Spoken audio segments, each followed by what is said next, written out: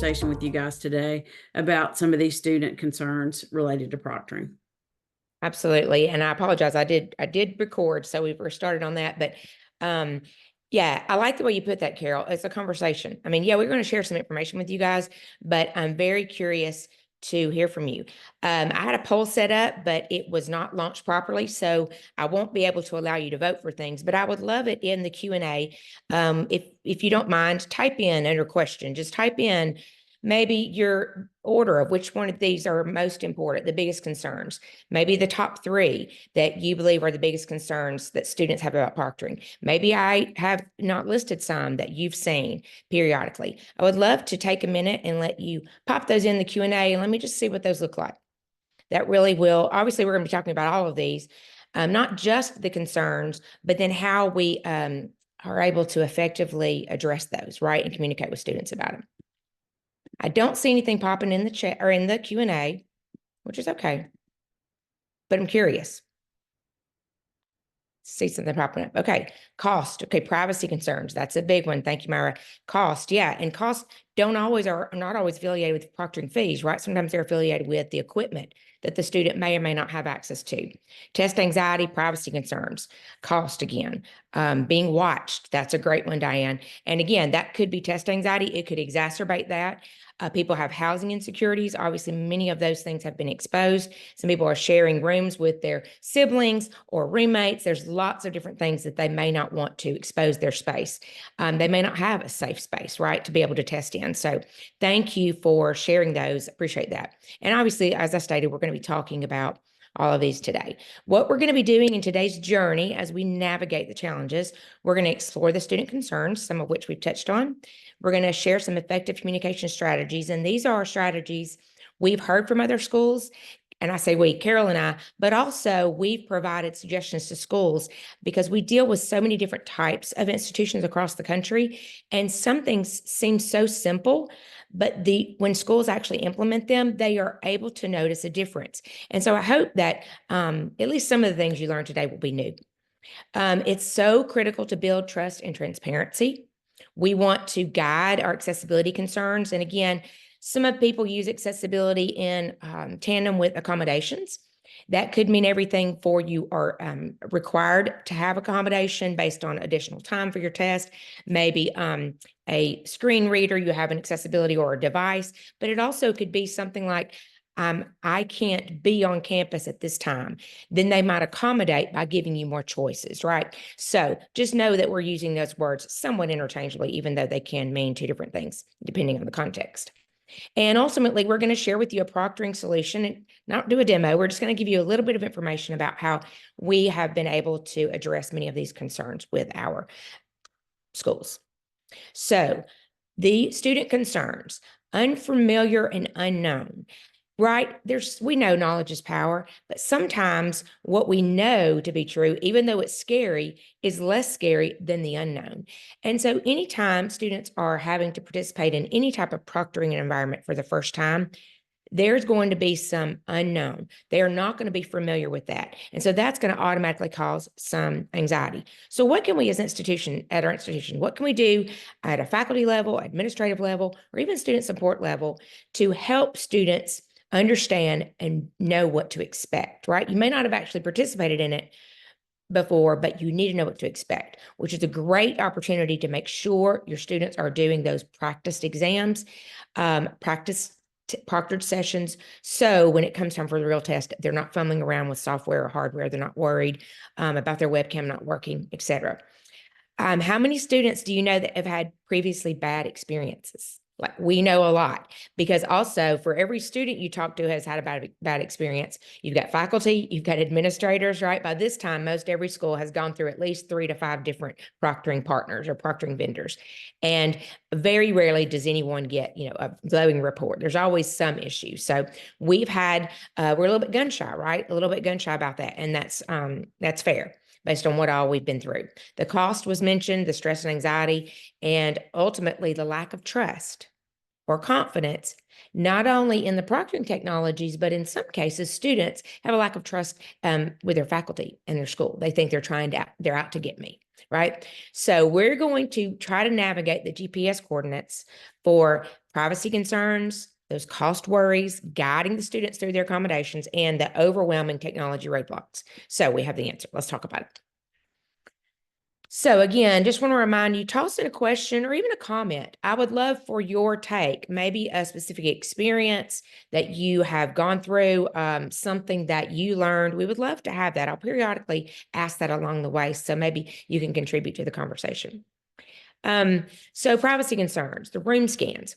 Now, as you all know, the Ohio lawsuit that took place, the student was actually awarded. I guess they won the lawsuit, and it was based on a couple of different factors. One factor was because the permissions were not accurate, they were not sufficient. And so the student was required to do something and they did not give proper consent because the permissions were not thorough. The second reason was because the student was not given a choice. They were required to proctor with this particular modality and this particular vendor. They were not given an option to come on campus. They were not given an option to get a proctor, to have instruct. There were only one option. And they were forced then, of course, to do the room scan, which was an invasion of privacy because the student didn't have a choice. If that institution would have had one option besides the proctoring online with the student, they would not have, the student would not have won the case. So the room scans, what we decided to do when all of that went down, most proctoring vendors do require the room scan, but we allow institutions to disable that if you want to. So some schools don't want to do those anymore.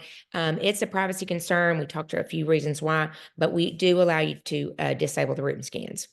That constant monitoring, right? Somebody put being watched, Diane, that makes them very concerned and worried. So how can you avoid that? One of the things you can do is help them understand, like I said, set the expectations, but give them an option. If they don't feel comfortable with this proctoring modality, give them an equal or another option. And we're going to be talking about how you can do that without having 3 or 4 different vendors and partners. So we want to reroute. Again, we're rerouting based on these privacy concerns. We don't require the room scans. Most schools do, but we do allow you to disable those. How many of you, I would love to see, y'all can raise your hands virtually, little raise hand icon. If you just hover over, let's see, where is that? Should be able to hover over like reactions. I would love to see a show of virtual hands if you have a testing center at your institution. At a testing center where students actually, okay, I see 1, 2, 3 hands, 5, 6, 7, 8, 10. 15, 18, a lot of hands going up. So this would be, I would say definitely a majority I see in our audience today have an on-site testing center. And so that to me could mean anything. It could be as low level or small as just like a disability services office, and you only are testing the students who are, have those accommodations. Or you could be a testing center that has students for makeup exams. You may do the placement exams, you may do makeup, and then you may even have schools, have students from other institutions that pay you a fee. And that's a great way to bring in proctoring revenue for your testing center. So it's a really interesting. What we find though is unfortunately most schools don't have a connection between their testing center services and then their proctoring vendors. And if they do, it's loose and it's just not really cohesive. And so we want to talk a little bit about providing a reroute and offering that all in one location.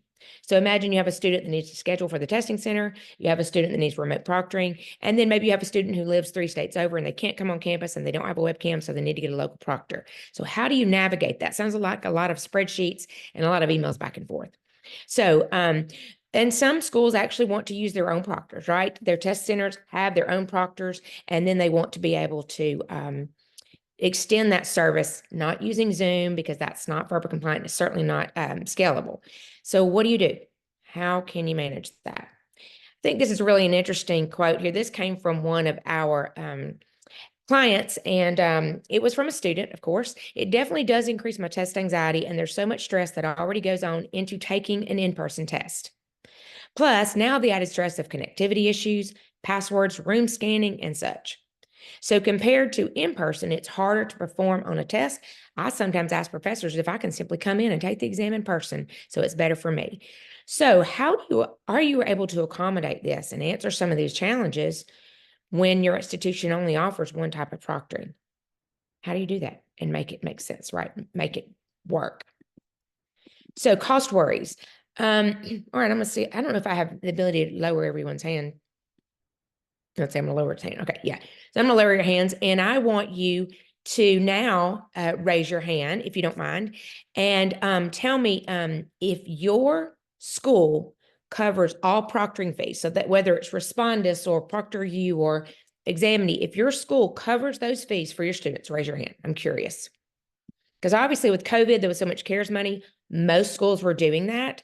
And then what we've seen over the last couple of years, it started to die back, but still many schools do cover it. Okay, good. Yeah. So not everyone, but certainly I wouldn't say a majority, but at least, about 30% of the cost. So thank you for that input. Those are concerns for students, and it's wonderful your school can still, participate and pay for that.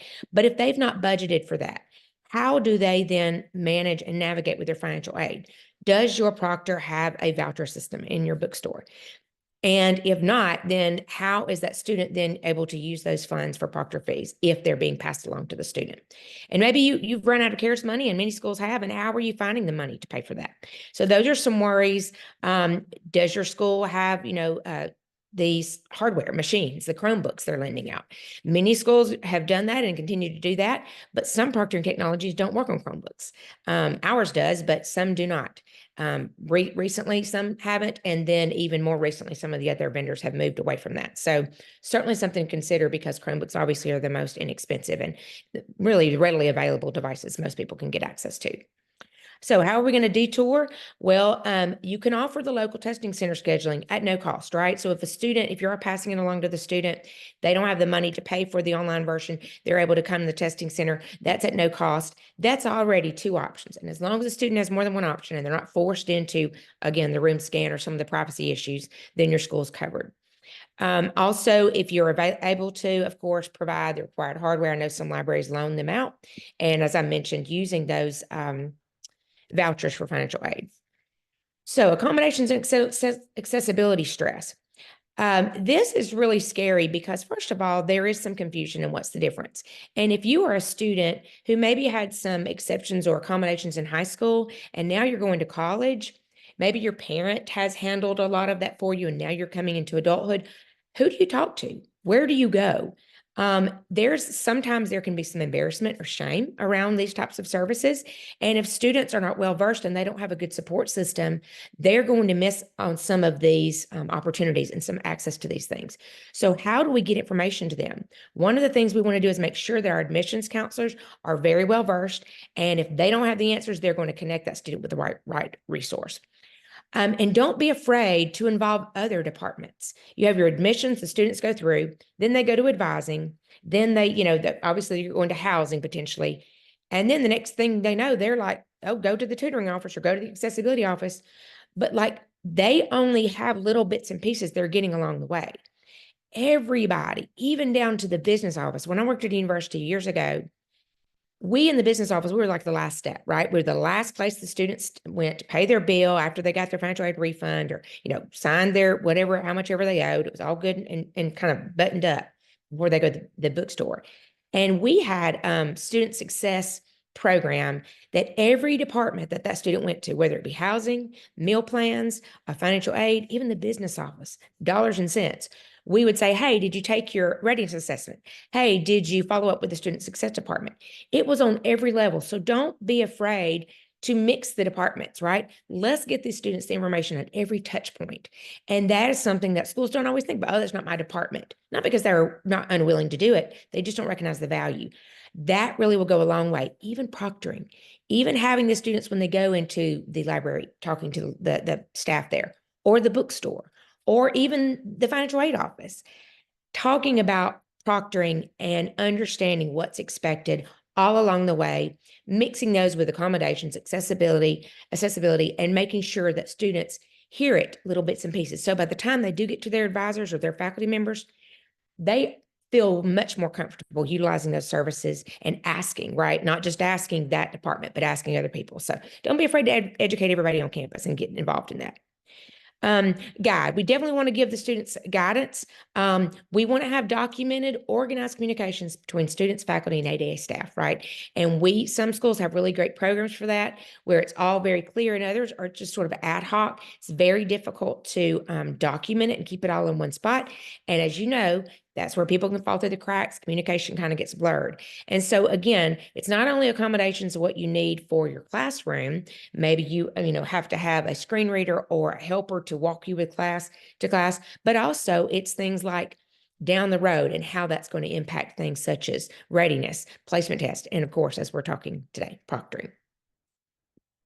Speak openly about it. Educate your students at all their touch points. Don't be afraid to do that. And get buy-in from the other departments on campus. Help them understand why that's important. So expectations. I mean, that is the name of the game.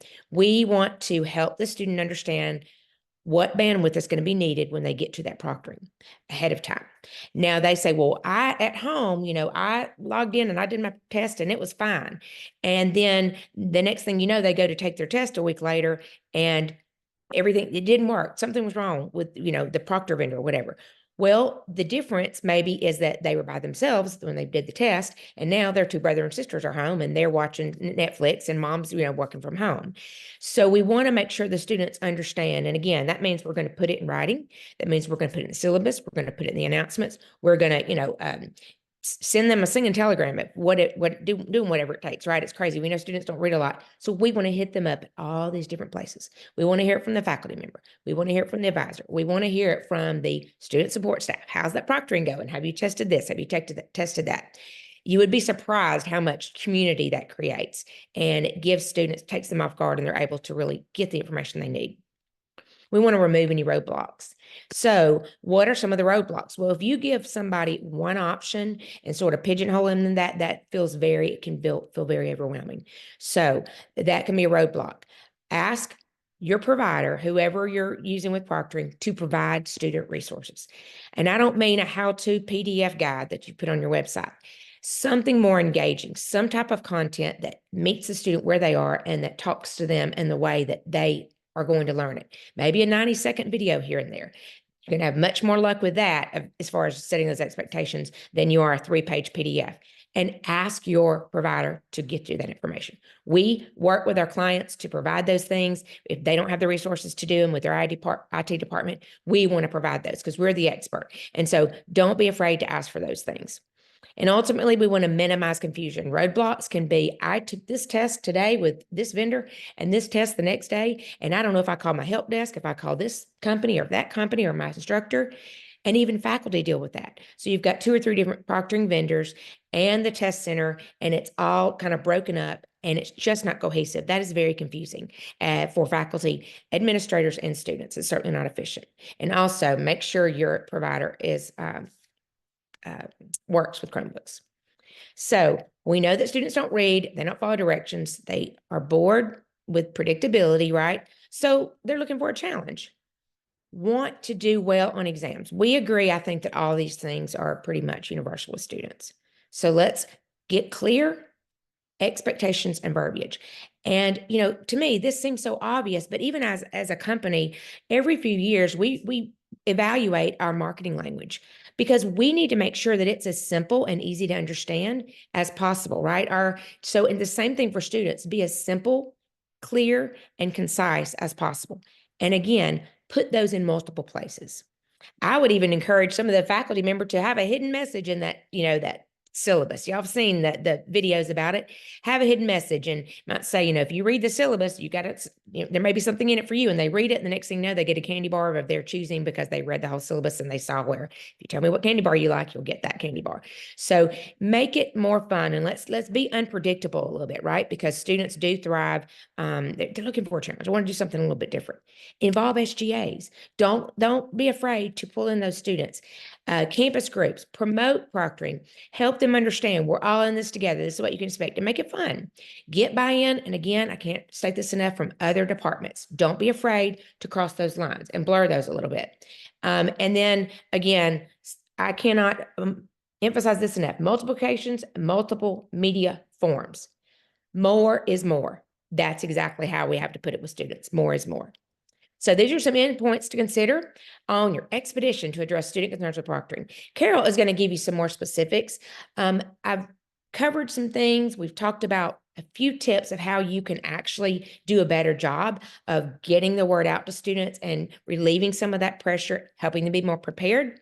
But also, ultimately, you want to keep these C's and ask yourself these keywords every time you're putting out information.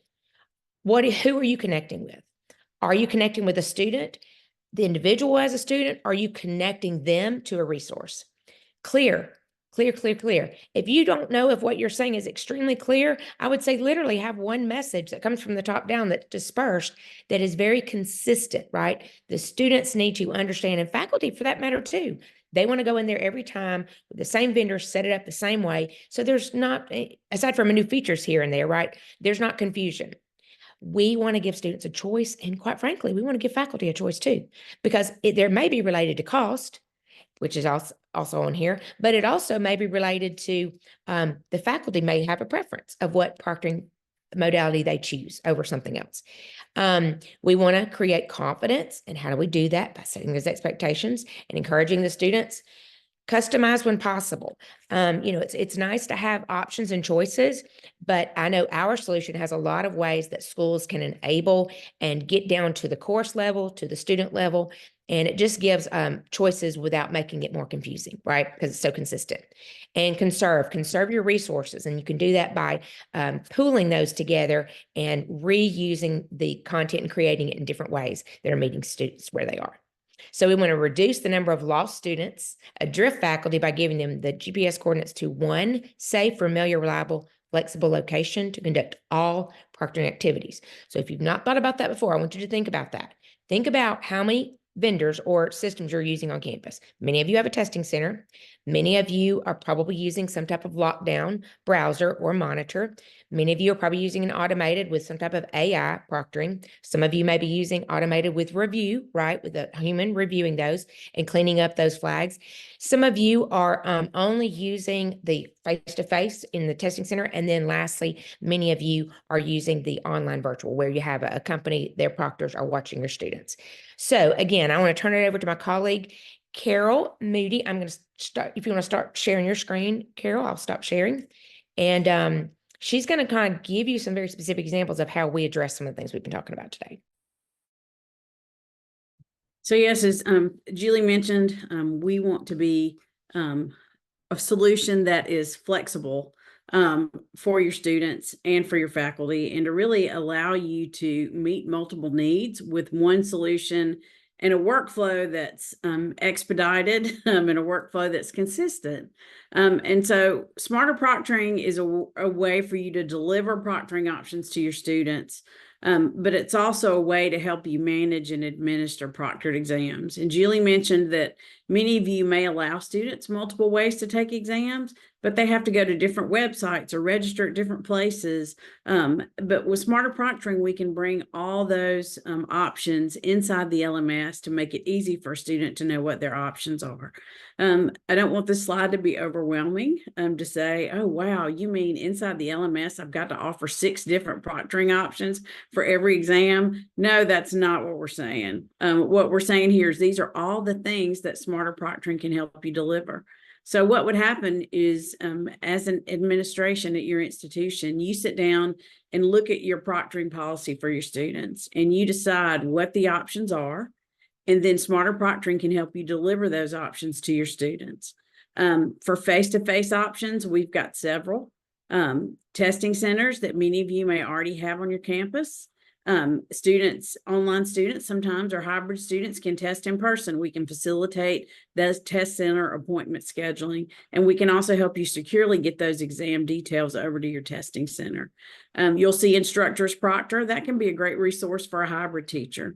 So let's say that I'm going to be in class on Thursday afternoon to offer an exam to my hybrid students.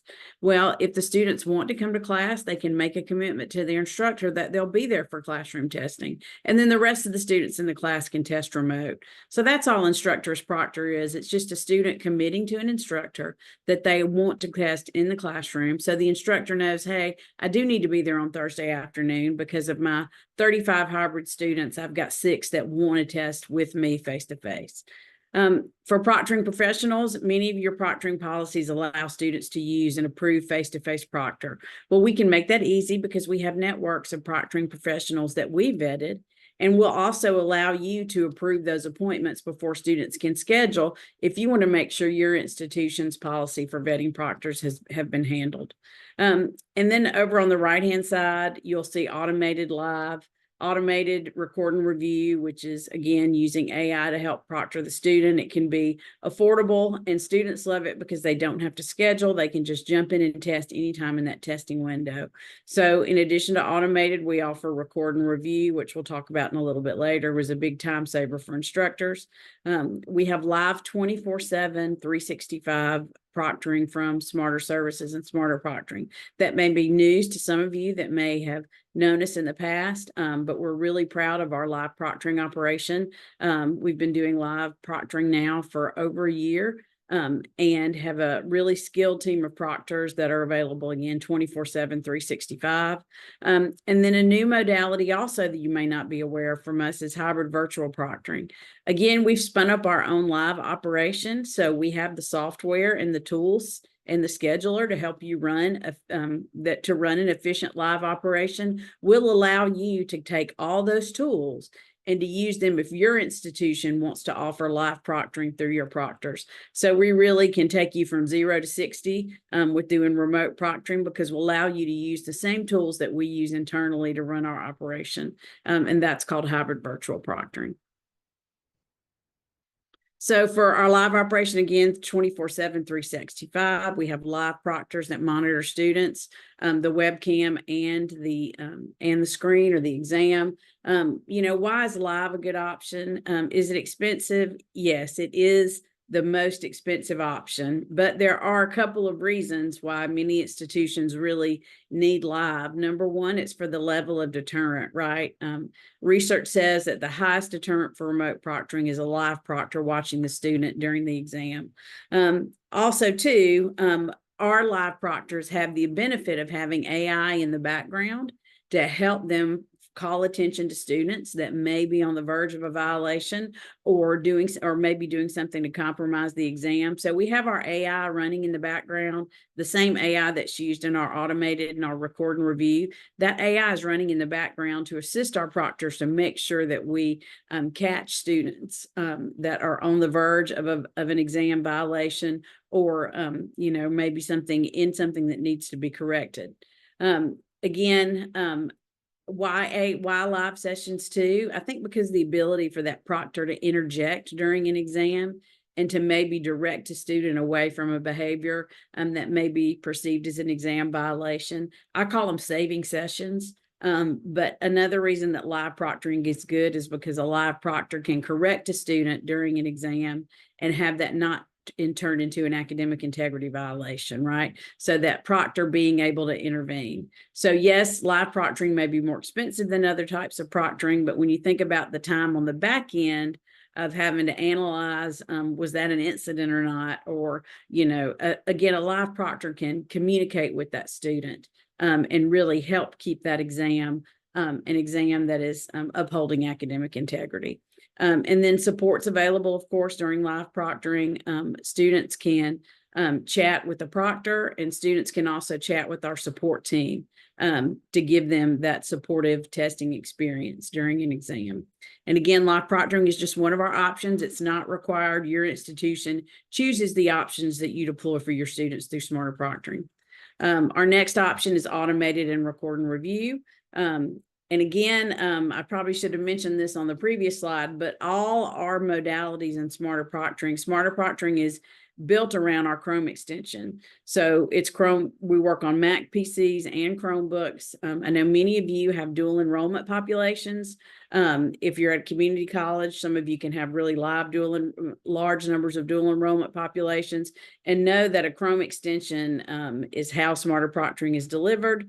And what you'd use to work with your students. So you don't have concerns about Chromebooks. Many of our competitors are not Chromebook friendly. So again, if you're evaluating companies and you have a large dual enrollment population, or you have institutional Chromebooks, be sure you check with your vendor when you're evaluating about that tool. Julie, did you want to say something?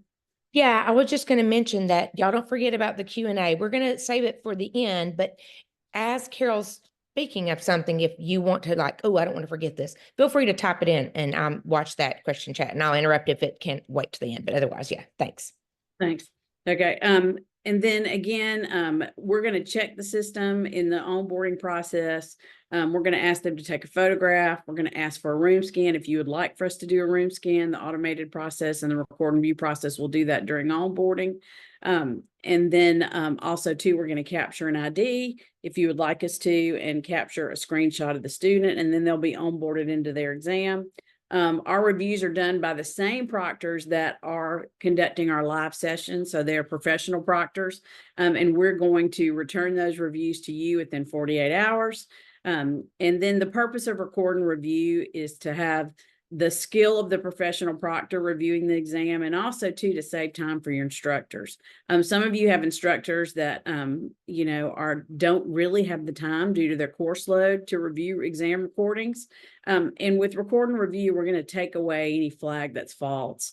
My favorite example is AI is going to throw a flag for an additional head shot or an additional face that comes into the webcam.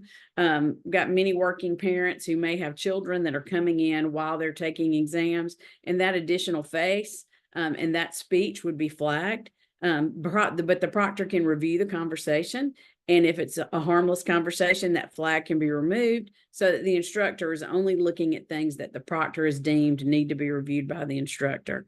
And again, why do students like automated and record or record and review? Students like it because if the student's paying, it's the most affordable option. And again, students don't have to pre-schedule. So students can test anytime during that exam window. And will most of them test late in the game? Yes. Closer to when that exam window is closing up is when we find a lot of students, of course, are using this modality. So Julie asked earlier, how many of you had testing centers? And we saw that we had a pretty large population of those of you that had on this webinar that have on-campus testing centers. We're the only proctoring company that has always had testing center options presented to the students. Smarter Proctoring has been around for 9 years. We've added lots of different proctoring options over those 9 years, but even in the very first iteration of Smarter Proctoring, students were allowed to either choose between going to a testing center near them or being remotely proctored. Smarter Proctoring, is safe to say, will always have test center scheduling as an option if you want to deploy it.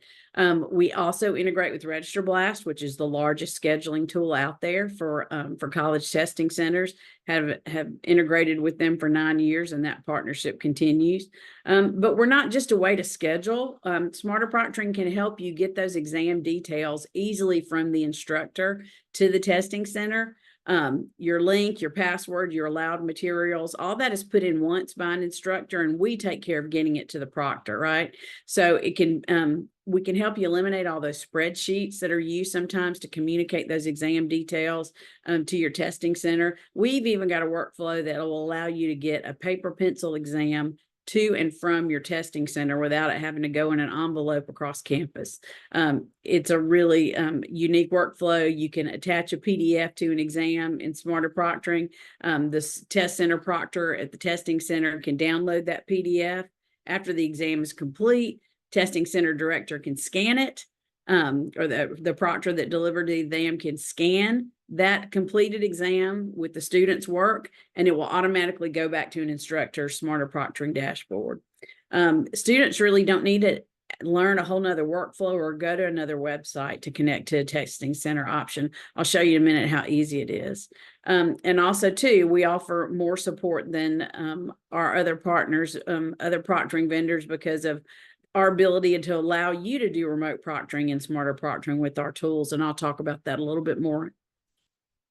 Even if you attend this webinar and have no interest in exploring smarter proctoring as a tool for your entire institution, and would be happy to give you information about joining our Smarter Proctoring network. As you'll see, we've got some representative test centers on this map, but I'm sure it's not correct because this grows every day. So Smarter Proctoring testing centers, when you join our network, if you're a testing center, if you join our network, you can advertise your availability to other students from other institutions who need to test. So it's a great way to help students connect to you if you need to build revenue and test and enjoy testing students from other campuses.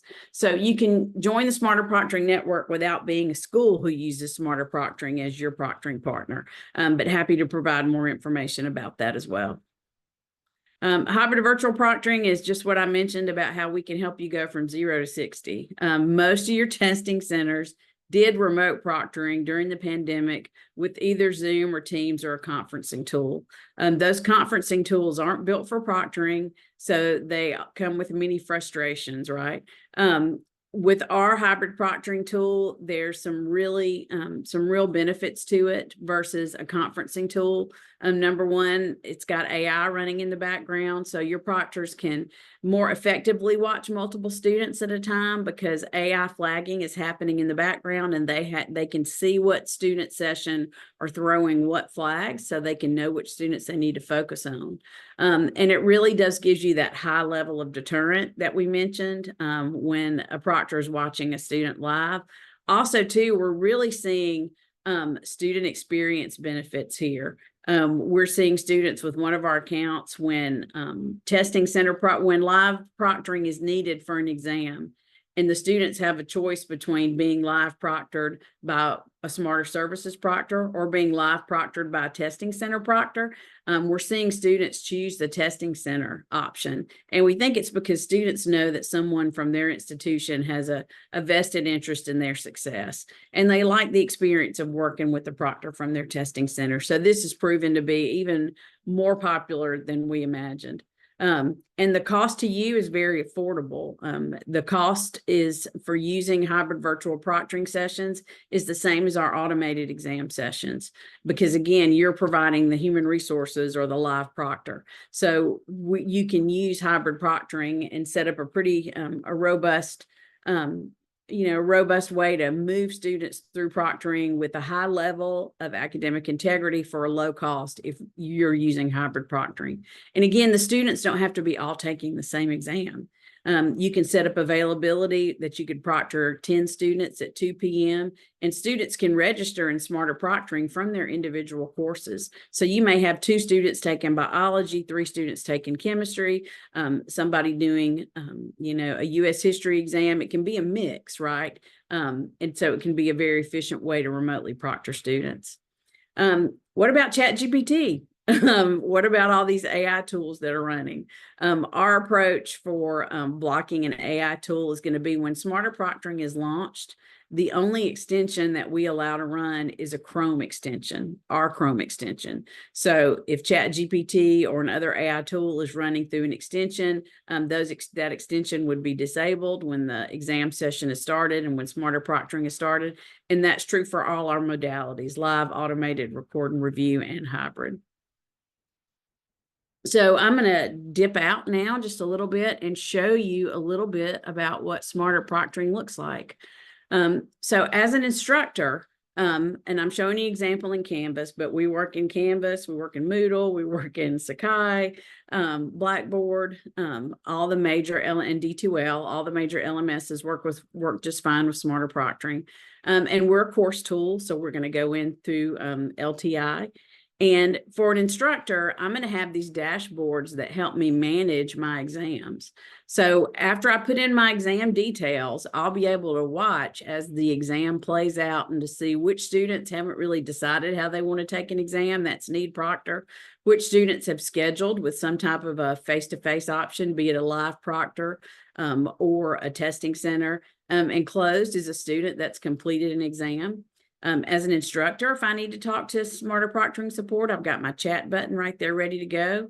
But let's look as the exam is played out, kind of what happens and what this action menu will show you.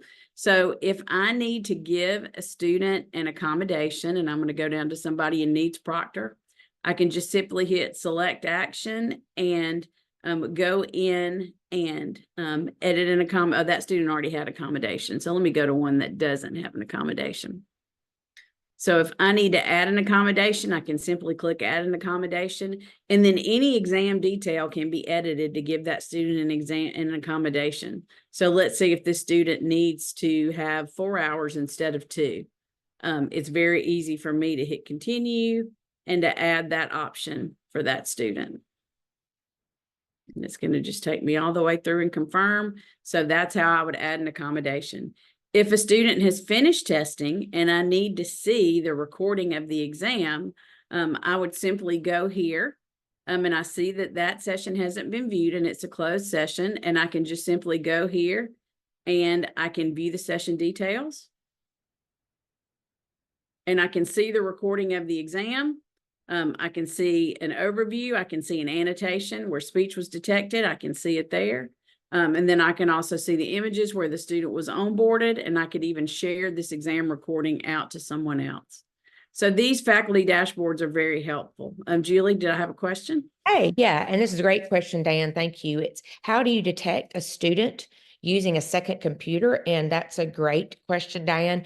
In a one-to-one demo, we would have more time to spend to show you sort of the student onboarding experience. But when the student goes through that onboarding experience, before they even get to the live proctor, if they're on with the live proctor in the greeter mode, it will ensure that they are, they'll be told, you can only have one monitor, your one computer, and then our system will validate that they do only, in fact, have one monitor in order for them to go to the next step.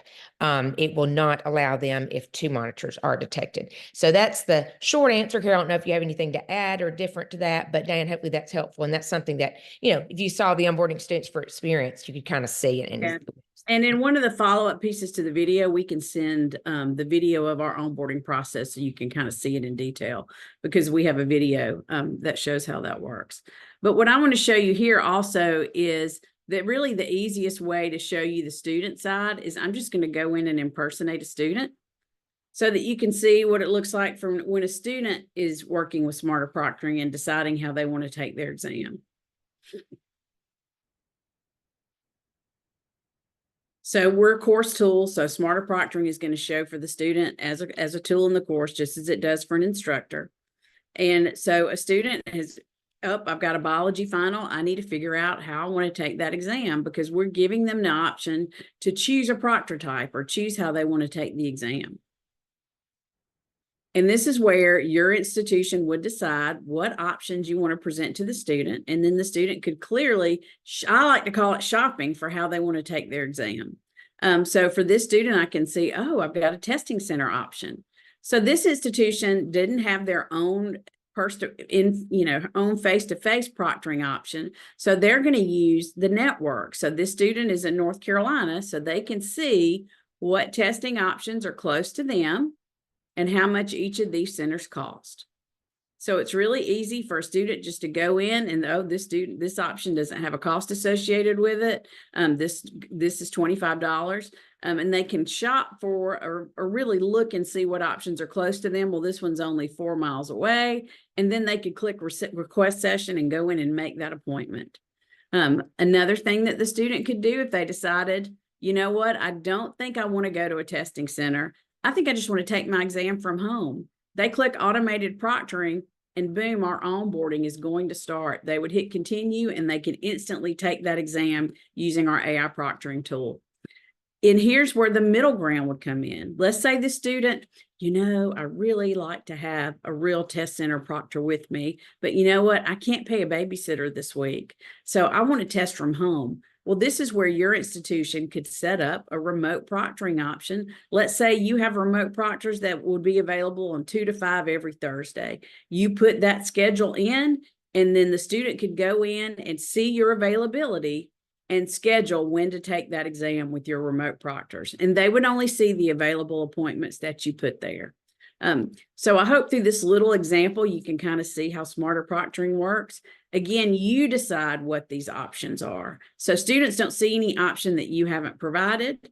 And then students can really see their choices in one place and pick the option that they have the least anxiety, that's either the most affordable or something that really fits their life that week, right? Because we all have different challenges, and especially our online learners, with a lot of them are juggling in their lives to continue their education. Just a couple of testimonials here. I want to mention something real quick, Carol, before you go to, I know we're getting towards the end, but I wanted to mention this. Think about from a student's perspective, you know, when Carol was showing the slide with all the different modalities, there's this type of proctoring, this type of proctoring, and we offer all those, but think of it from a student's perspective. When not only are they're given 3 or 4 options, but they also have different names with different companies, with different support departments, with different, for my English, I use Respondus, but for my math, I mean, that has got to be overwhelming and frustrating and confusing. Same for faculty. So that is one of the things, you know, we don't want to overwhelm you with all that we provide, but also think about having to do that for this vendor and this vendor and this vendor. So I just wanted to point that out because yeah, it's a lot of information, but if you're already doing that anyway, why not do them all in one spot? So I'll let you have the floor back, Carol. Yeah, and another thing too, Julie, is all those different proctoring methods that I showed, all the incidents and all the recordings are going to go back to this instructor dashboard. Absolutely. Again, all in that So one. everything. This student could have gone to the testing center. This student could have done record and review. This student could have had a virtual proctor, and all those recordings are still going to be on view session details. So as an instructor, it doesn't matter. Everything is sucked back into that one dashboard. So it really can be a time saver for your instructors. Just some nice words from people that have worked with Smarter Proctoring. Davidson Davey is really embraced the hybrid model. And they really feel like the faculty feels like they have a little bit more control over their sessions and a sense of security by knowing that that student wasn't just monitored by technology, but that student was monitored by a proctor from our institution. And they do feel that the students, when they're working with a proctor from Davidson Davey, it's really helping ease some of their test anxiety. And we do a lot with Ivy Tech. Ivy Tech is the really large community college system from Indiana. And Ivy Tech is using our system in a really powerful way. They use our live proctoring. They use our test center scheduling for live appointments. And also the way Ivy Tech uses our system, if a live proctor is not available remote, if a live proctor appointment is not available through hybrids, because they use our hybrid system. So Ivy Tech proctors monitor students remotely. But in hours where Ivy Tech live proctors aren't available, Smarter Proctoring comes in and our proctors monitor students in those off hours. So again, if you want to offer live proctoring with your proctors, we can help you fill in the gaps when you maybe don't have enough proctors or when your testing centers are closed. And again, the different modalities and expanding the experience and the options for students has been a positive experience for Ivy Tech. And also just an idea here of some institutions that use us currently, anywhere from community colleges to large state systems. We work with state systems in Georgia with eCore, with the proctoring network and remote options. Again, the one I mentioned in Indiana, and from coast to coast, from San Juan to Alabama. In putting together this webinar, I did a lot of research on academic integrity and found some really good resources.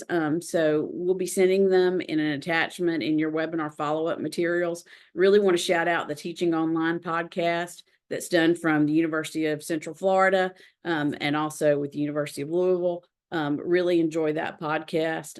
For academic integrity concerns, the International Center of Academic Integrity, they do a great yearly conference. I believe it's in February, and have lots of good resources on their site. One of our blogs that talks about a positive proctoring experience. And then again, a document on planning for academic continuity. Smarter Proctoring can be that academic continuity tool. If we encounter a challenging situation as we did during the pandemic and you need to change what options students can see, it's really easy to use Smarter Proctoring to do that. We were able to help Florida State College Jacksonville. They closed all 7 testing centers, pulled that option out of Smarter Proctoring, and put automated proctoring in its place in all their courses during the pandemic. So we can be not just a tool to help you manage and deliver proctoring, but when you're putting together those contingency plans that we all have for crisis situations, Smarter Proctoring can be an important part of an academic continuity plan for your institution. And that's really all I have. We've got time for questions. So please, any questions that you have, feel free to put those in Q&A, and Julie and I will be happy to answer any questions you have. Yeah, I'm watching. Let me see. Got one here. Okay. I don't think, actually, Dan, you've got your hand raised. Can you unmute yourself? If you can, feel free. We'd love to hear from you. Allowed to talk. Okay. Can you hear me? Yes, Yeah. ma'am. I just had a question with regards to what Julie said at the beginning, where she was talking about the room scans and the Ohio case. And she mentioned that had they given the student multiple options or even one more option, then the student would not have won the case. Do you have anything that that I can see or read about that? Because it's interesting as to that stance on the room scans. Absolutely. I'll be happy to pass that along to you, Diane. In fact, we really, as a company, required all of our people read it, understand it. And then the second ruling came back around. And again, when it first came out, there was 2 proctoring companies. They kind of got attacked, and there was a lot of misinformation, and a lot of schools immediately halted room scans. Some of them shut down proctoring altogether. They were afraid. They were scared. But then when you do dig into it a little more, and again, I gave a very broad, painting with the broad strokes, but we can send you the articles that we have and then the most updated when they went back to court and kind of what it really was hinging on. And so if when schools understand, right, the information's there, but the misinformation kind of got spun out of control. So if they understand that, listen, that was really what hinged on this, then they're like, well, we could have avoided that. And most schools are in the position of offering more than one. But Kara, what were you going to say? That we follow there's a blog called The Cheat Sheet, and he's got a good review of where the case stands right now. And we'll be happy to send that over for you. Sure. In fact, we can even add it to this resources down here, but the cheat sheets are good. But thank you for asking, Dan. I hope that's helpful. It is. Thank you very much. Certainly. It looks like we had another question related to, okay, Carol, this question, I'm going to try to just summarize it a little bit because it kind of touches on a couple of different things.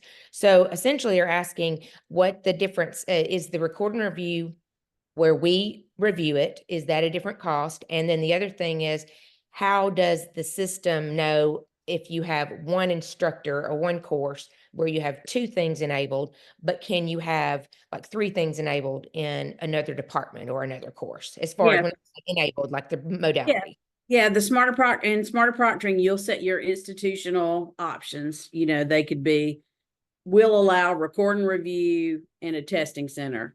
And if a certain instructor for a certain exam doesn't want to allow automated proctoring, they could turn off automated proctoring and turn on testing center. So the instructor gets a little bit of leeway as far as what they can turn off and on.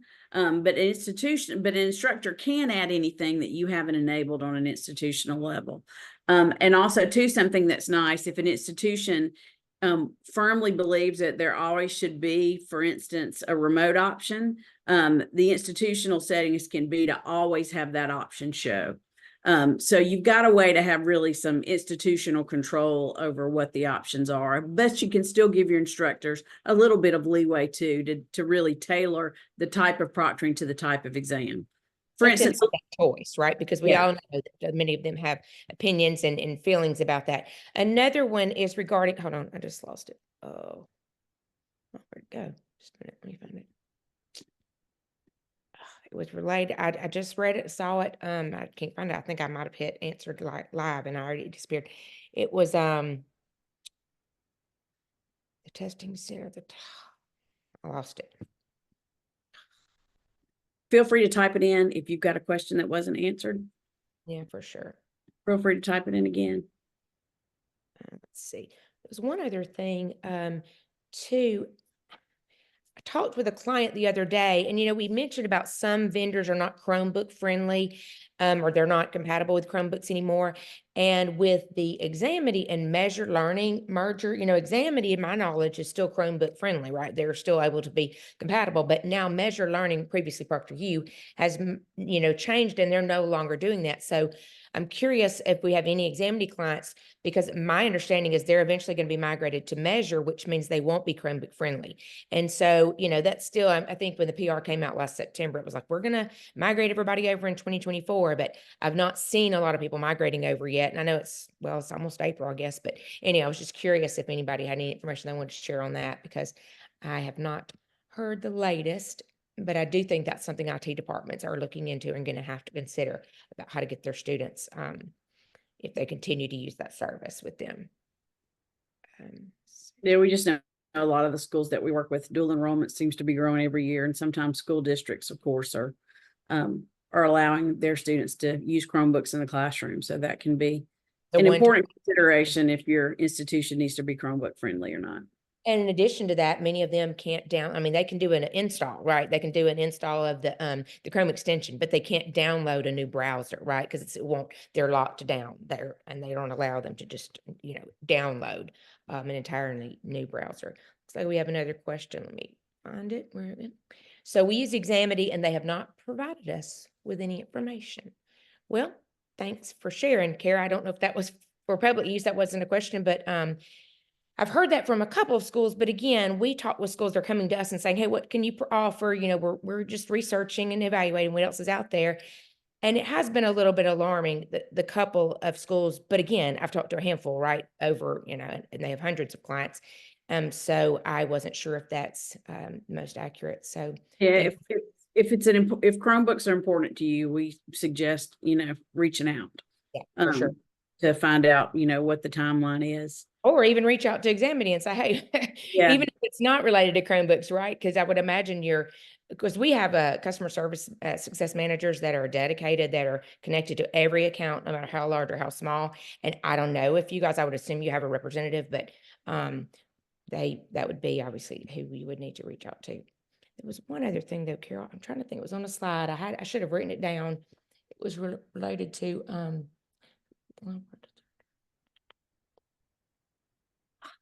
well, anyway, I know one more thing. I know it's top of the hour. Okay, this is important. So, for those of you who are thinking, hey, we like to proctor some quizzes, we like to do lockdown browser, but then, those higher stakes, maybe the final or midterm. That's when Carol was referring to, you can enable one thing for one course or one exam, but then another one, you can then have another option. And that's what some of our clients choose to do. They want to have that. We always want to have something. We want to have a deterrent, the lockdown browser and the monitor. But then some of those, we want to invest a little more, pay and partner more money to deliver those live online, or they sometimes pass those fees along to the students. And so one thing we have learned is the more different proctoring types that schools provide, the higher the deterrent. So if you're only using lockdown, that's a very low deterrent. If you're using lockdown in some cases and live in some cases and requiring them, to have the automated with review, that is going to be a higher deterrent. Keep students on their toes. Nothing's wrong with that, right? But we do want to give them options because we want to make sure that they have the ability to pick and choose with what works for them. And I'll answer Mary's question. Yes, right now we are LMS exams. So Smarter Proctoring is used for course exams. We do have some testing centers though that are using the hybrid option. By having, those testing centers have set up, for instance, a Canvas course with a link to the outside the LMS exams that they want to use. So they're putting the exam in a Canvas shell or in a Canvas course, the link to that exam. And then that's kind of a way for them to get around using Smarter Proctoring and still being able to use it for some of those tests that aren't normally inside the LMS. Speaking of that, though, don't forget about the third party. You may have been we do work with a lot of. Oh, yes. And with a third. Exactly. And if your question is about a Pearson Math Lab or Cengage or those type of tools, yes, we definitely work with tools outside the LMS. And if there's a particular textbook tool that your faculty uses that is an absolute 100%, definitely, check with us and we can make sure about our compatibility on that particular tool. Again, that consistency, the student still goes through Smarter Proctoring, no matter what proctoring type every time. But then if there's a third party they go to, then it still goes through our system and it works well. So thank you for asking that question. We know it's at the top of the hour. Great questions, great discussions. I hope you come away with some information you didn't previously have. I'm pretty sure we have the survey set up. So if you guys wouldn't mind taking 2 minutes of your time and just giving us feedback. So when we provide these value added webinars, that we can make them better. And we want to continue to do that for you guys. Yes, ma'am. Thank you, Diane. I appreciate so much everyone's time and attention. We'll get the follow-up resources to you in the next couple of days. Thanks so much, everyone. Thanks.